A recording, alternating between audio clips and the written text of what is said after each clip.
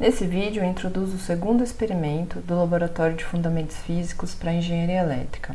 Meu nome é Paula Dornhofer Paro Costa, sou professora da Faculdade de Engenharia Elétrica e de Computação da Unicamp. Nesse segundo experimento, a gente inicia uma trajetória de estudo sobre fenômenos eletromagnéticos. E em muitos momentos a gente vai usar a luz como nosso objeto de estudo. Aquilo que a gente chama de luz nada mais é do que uma faixa de frequências em todo o espectro eletromagnético, né?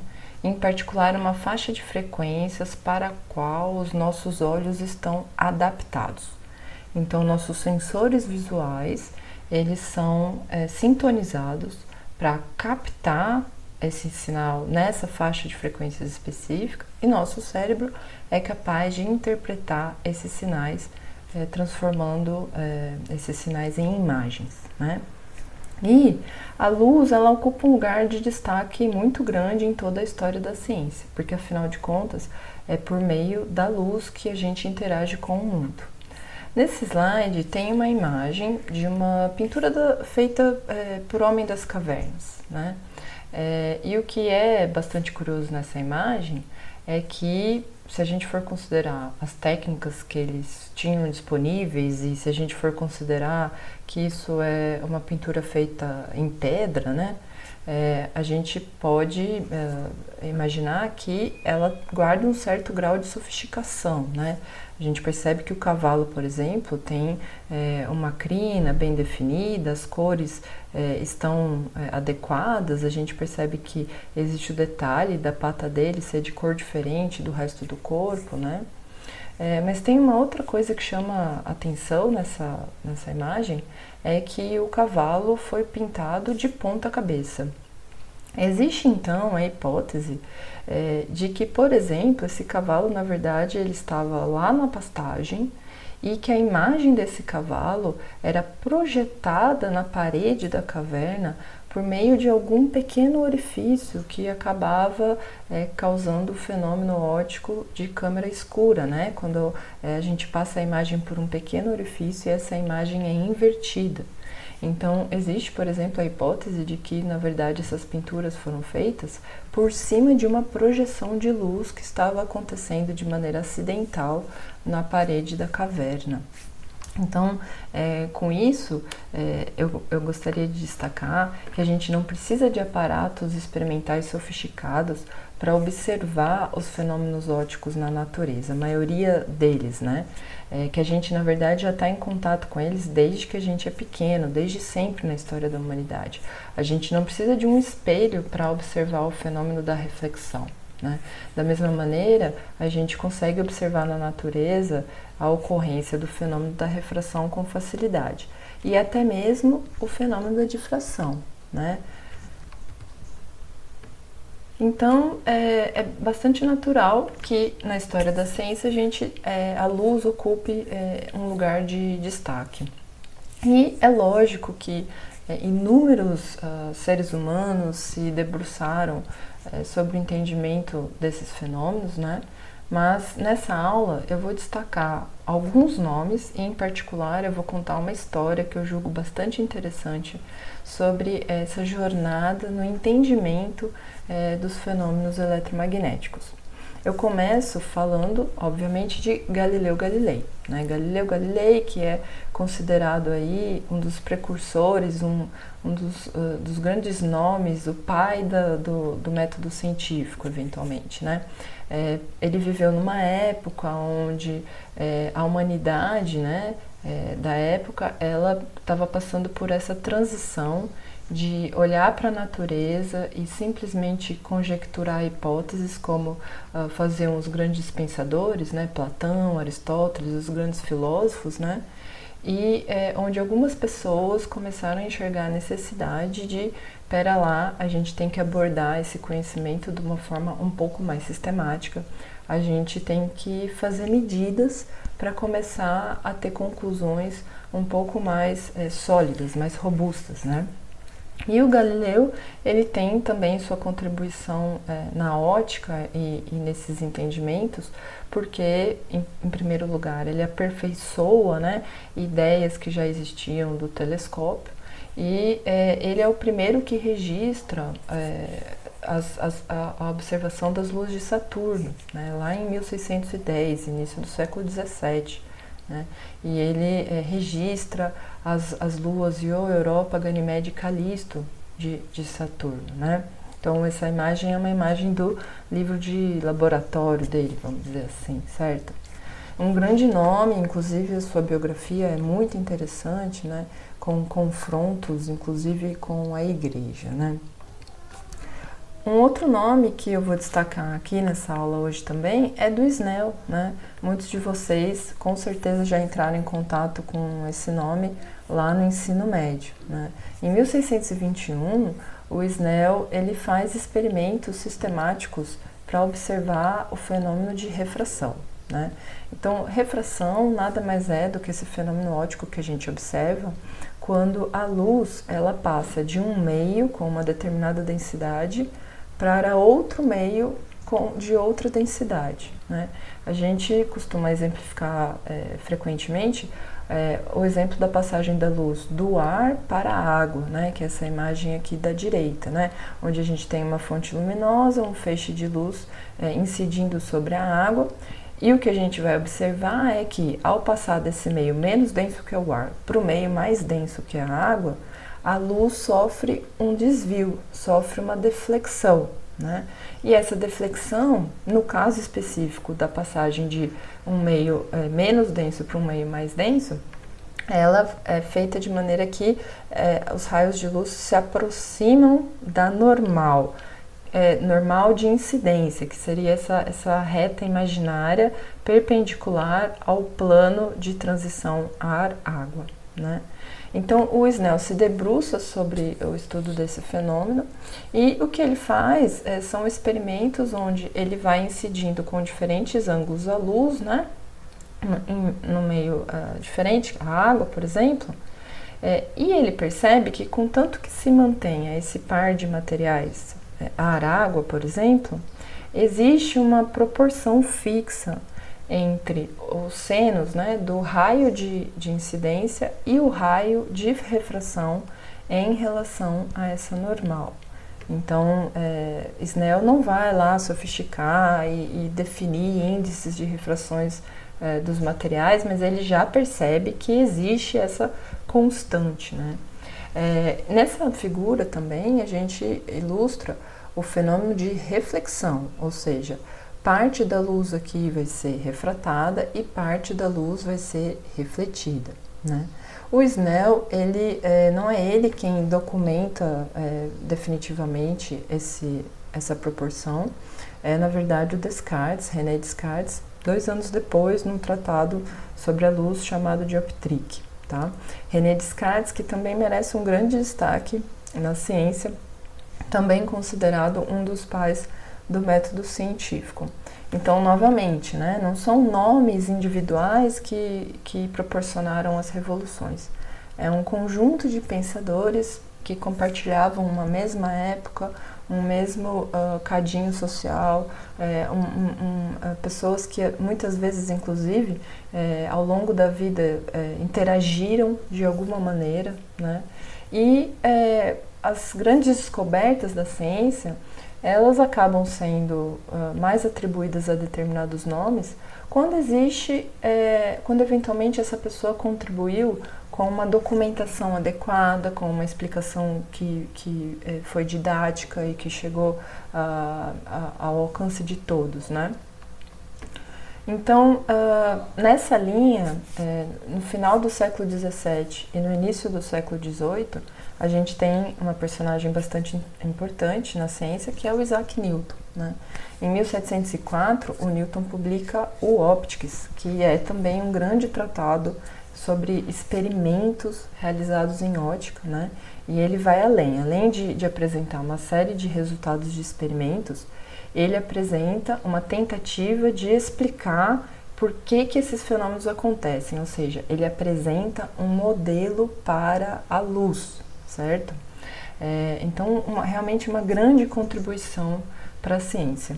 E eu gosto de destacar também que o Optics foi um texto publicado em inglês, sendo que alguns anos antes disso, em 1687, o Newton publica o Principia Mathematica, né? Um texto publicado em latim que traz as bases do cálculo infinitesimal. Por que eu gosto de destacar isso? Porque ao publicar em inglês, o Newton, na verdade, ele faz um movimento de popularização da ciência que ele fez, certo? Porque ele torna mais acessível, eventualmente, a pessoas que não tinham acesso a uma educação muito sofisticada. Ele torna mais acessível esse conhecimento a essas pessoas, tá? E isso a gente pode interpretar que teve um grande sucesso, porque a gente vai ver que as teorias dele perduraram, né? As ideias dele perduraram por um longo período, tá? Então, o Newton, ele, como eu disse, ele apresenta uma série de experimentos e ele apresenta também uma modelagem para a luz. Ele quer explicar por que esses fenômenos ópticos acontecem. Então, ele é conhecido pela teoria corpuscular da luz. E o que consiste a teoria corpuscular da luz? Ele entende que a luz poderia ser explicada como um feixe de pequenos corpúsculos, né? E, obviamente, ele se coloca na posição de explicar, por exemplo, o fenômeno da reflexão, o fenômeno da refração, né? Todos os fenômenos que ele observava por meio dessa teoria. Então, para explicar, por exemplo, o fenômeno da reflexão, a analogia que a gente pode usar mais próxima da gente, talvez, seja realmente aquela da mesa de bilhar, né? Então, se você incide uma partícula com uma determinada força e direção num anteparo, num obstáculo, né? Essa partícula ela vai refletir, na verdade, né? Indo na direção oposta, com essa mesma intensidade, caso não houvesse nenhuma perda de energia, né? Então, a reflexão é um fenômeno que a gente facilmente explicaria por um modelo corpuscular da luz. A refração, o Newton também vai lá se debruçar e tentar explicar esse fenômeno, né? Então, ele avalia essa questão de, eventualmente, você ter partículas que estão mais espalhadas no meio menos denso e que, quando entram em contato com um meio mais denso, elas se aglutinam e começam a ter um outro padrão de movimentação, né? Só que existe um aspecto bastante curioso nessa modelagem da luz pela teoria corpuscular, que na verdade envolve uma previsão que o Newton faz, de que ele traça a hipótese de que a velocidade da luz na água seria maior do que a velocidade da luz no ar, ou seja, pela teoria corpuscular e a maneira como Newton explica esses fenômenos ópticos, ele levanta a hipótese, né? Por que hipótese? Porque na época não havia meios de medir essa velocidade da luz nesses diferentes meios, né? Não haveriam aparatos experimentais que permitissem essa averiguação, né? Mas ele levanta essa hipótese de que a velocidade da luz na água é maior do que a velocidade da luz no ar. E como que ele explica isso, né? A gente tenta mostrar aqui uma analogia para essa explicação. Então, ele imagina, por exemplo, um pequeno corpúsculo que está caminhando numa determinada direção, passaria por uma rampa e continuaria sua trajetória. Então, isso aqui seria uma visão lateral dessa ideia, né? E aqui em cima, uma visão superior, né? Então, na verdade, a gente lançaria esse pequeno corpúsculo na diagonal aqui, né? E quando esse corpúsculo passasse por essa rampa aqui, né? Ele acabaria alterando a sua trajetória, né? Isso é algo que talvez a gente carregue essa intuição de que a gente vai entender de fato que essa partícula, se a gente fizer esse experimento, ela vai se desviar, né? E aí vem o porquê desse desvio, né? Então, nesse caso específico, esse desvio acontece porque quando a partícula cai sobre essa rampa, existe a aceleração dada pela queda, né, que ela atua de maneira mais forte numa direção do que na outra, né, as componentes dessa força ela atua de maneira mais no sentido de uma direção do que na outra, fazendo com que ela se acelere nessa direção, né. Então, pelo fato de ela se acelerar, ela acaba alterando a sua trajetória. Ela se acelera numa direção específica e altera a sua trajetória. Então, note, né? Foi a aceleração da partícula que fez com que ela alterasse sua trajetória. Então, a velocidade da partícula aqui é maior do que nesse outro meio. Então, por meio de analogias desse tipo, analogias mecânicas, né? O Newton ele acaba traçando essa hipótese de que a velocidade da luz na água é maior do que a velocidade da luz no ar. Além de explicar os fenômenos de reflexão e refração pela teoria corpuscular, o Newton também apresenta resultados de uma série de experimentos feitos com prismas. Então, nessa imagem aqui, a gente vê, por exemplo, essa ilustração de experimentos que o Newton fazia. Então, por exemplo, passando a luz por um prisma, decompondo ela numa série de cores, e aí ele colocava um segundo prisma na frente para mostrar esse processo aditivo de que a luz se decompunha em várias cores e que o processo também era reversível, que se a gente combinasse várias cores, a gente gerava essa luz mais branca, né? Um outro arranjo que ele fez, que é bastante curioso, é o de filtrar determinadas cores, né, que ele observava, e tentar refazer a combinação com uma parcela dessas cores. Então ele mostrava que era de fato diferente, que a tal luz branca que a gente enxergava, ela era de fato a soma de todas essas cores, e que se a gente somasse só uma parcela dessas cores, a gente obtinha um resultado diferente. E por último, ele mostrou essa questão das cores primitivas, vamos dizer assim, né? No sentido de que ele isolou uma única cor que saía desse prisma e passava pelo segundo prisma, e ele mostrava que ela não se alterava mais, né? Então, com isso, o Newton, sem ter nenhuma base de teoria eletromagnética, já lança um pouco essa ideia de que parecia haver algo bastante específico que tornava essas cores bastante distinguíveis entre si, né? Que elas tinham propriedades distinguíveis entre si. O Newton ele não foi o único que se debruçou sobre o estudo da luz naquela época, e também não foi o único que trouxe uma teoria para explicar esses fenômenos ópticos.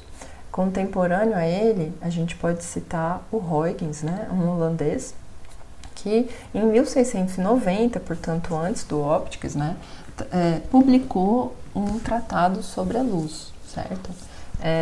Só que se a gente for comparar a teoria corpuscular e a teoria ondulatória da luz, né, que é adotada pelo Huygens, a gente percebe que a teoria ondulatória não ganhou tanta força, não na mesma proporção que a teoria corpuscular do Newton, tá, na mesma época.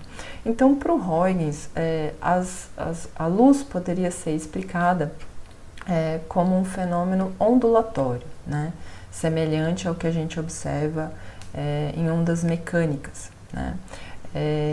E ele traz um certo grau de sofisticação em determinadas ideias, tá? Em particular, eu destaco aquilo que a gente chama de princípio de Huygens, né? Então, Huygens imaginava que as ondas elas podiam ser ilustradas como essas frentes de onda que se propagam com o tempo, né? Mas ele entendia que uma determinada frente de onda ela pode ser entendida como uma soma infinitesimal de pequenos pontos ondulatórios, né? E ondulatórios de maneira circular. Então, se a gente imagina a água e a gente cria uma pequena ondinha, né? Se a gente tiver vários desses pontos gerando pequenas ondas, as onduletas, né? Wavelets em inglês, quando somados, isso forma um fenômeno aditivo de propagação em conjunto, como se a gente observasse frentes de onda, né? E é por meio dessa ideia mental que o Huygens também vai explicar os fenômenos de refração, reflexão, né, dispersão, certo?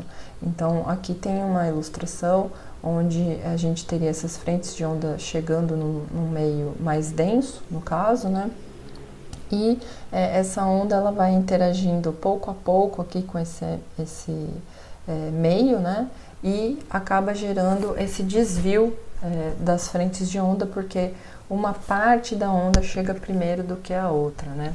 Uma analogia que eu gosto bastante é aquela ideia da gente ter os soldados alinhados andando numa espécie de desfile, né?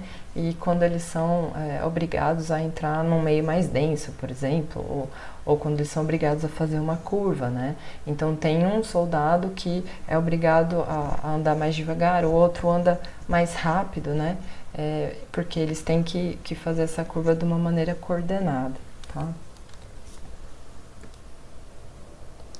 O que é bastante interessante na teoria ondulatória do Huygens é que ele apresenta a hipótese inversa do Newton, né? De que, na verdade, a velocidade da luz na água seria menor do que a velocidade da luz no ar.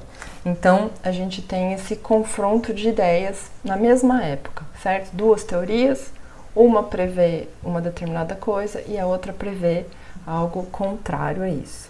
E não se tinha os meios experimentais para avaliar quem estava certo, né? Pelo menos não naquela época.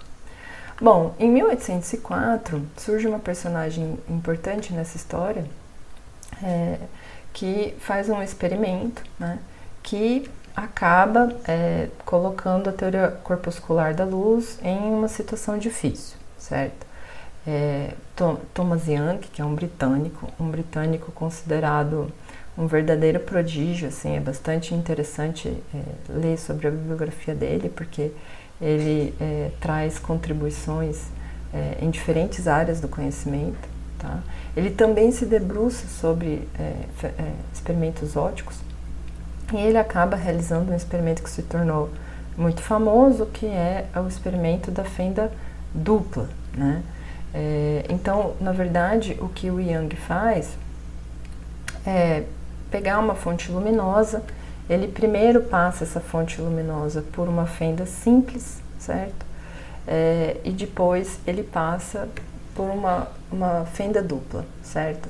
E o que ele observa, opticamente falando, é esse fenômeno de franja de interferência, né? Então, a gente vai observar isso também nos nossos experimentos em laboratório, né?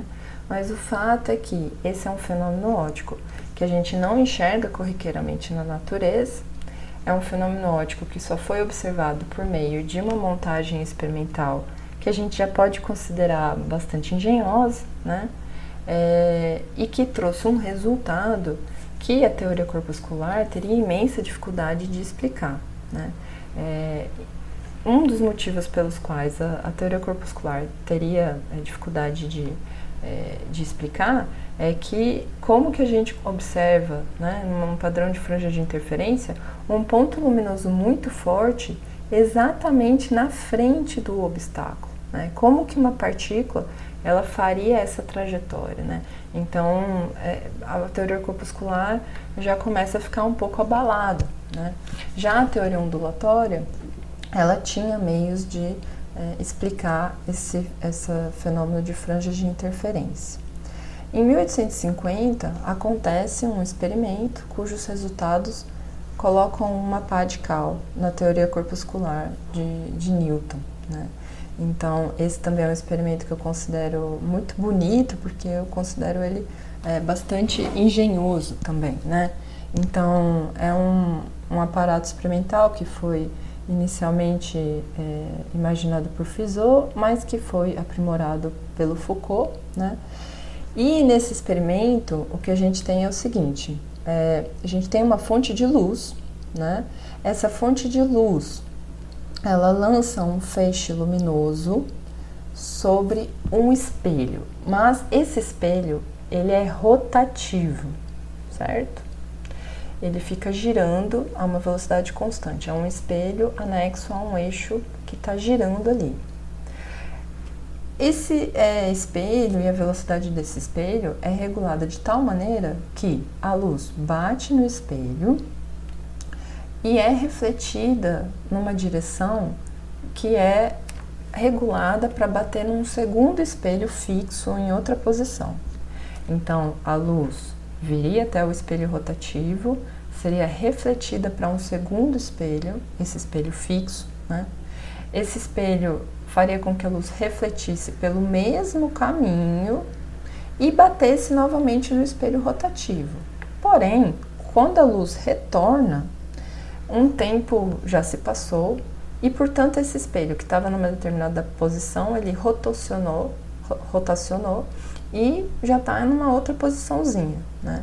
E com isso, a gente vai ter uma reflexão num anteparo, numa determinada posição, né? Então, a primeira coisa que o Foucault fez foi medir o ponto onde esse feixe luminoso era refletido no anteparo, sem nenhum obstáculo no meio do caminho. Então, a luz bate no espelho rotativo, bate no espelho fixo, retorna pelo mesmo caminho, mas quando ela bate novamente no espelho rotativo pela segunda vez, esse espelho já rodou um pouquinho e ele é refletido num ponto fixo na parede, num anteparo, né? Aí o Foucault fez o quê? Ele colocou no meio do caminho um tubo preenchido com água. Então agora, o caminho que a luz percorre ela sai da fonte luminosa, bate no espelho rotativo, passa pela água, bate no espelho fixo, retorna pela água e também vai refletir no anteparo. Porém, se a gente fosse assumir a teoria corpuscular de Newton, né, o que aconteceria com a luz quando ela passasse pela água? A luz seria acelerada. Portanto, o caminho, o tempo da trajetória da luz com a água no meio do caminho seria um tempo menor. Se seria um tempo menor, o tempo de retorno aqui para bater no espelho rotativo seria menor também e esse espelho teria rotacionado menos.